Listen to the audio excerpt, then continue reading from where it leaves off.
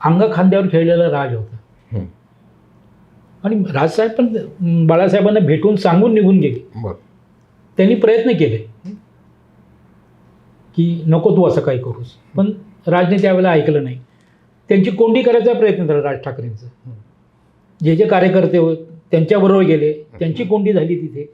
Even बाळासाहेबांनी जाहीरपणे राजला सांगितले की माझा फोटो वापरायचा नाही, म्हणजे माझं वय तुझ्या मागं असता कामा नये, तुझं राज्य उभं कर. मी माझं राज्य उभं केलं होतं ना, मी माझ्या 40व्या वर्षी मग पक्ष उभं केला होता, तू पण 40 आहे, तू तुझा पक्ष उभं कर, काय करायचं ते.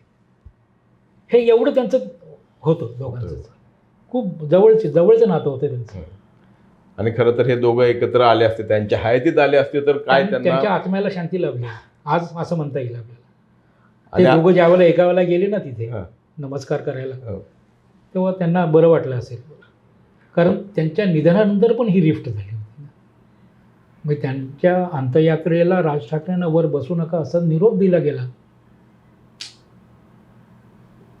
त्यामुळे ते थेट मातोश्रीवरनं आपल्या घरी आले आणि अंत्यविधीला डायरेक्ट गेले.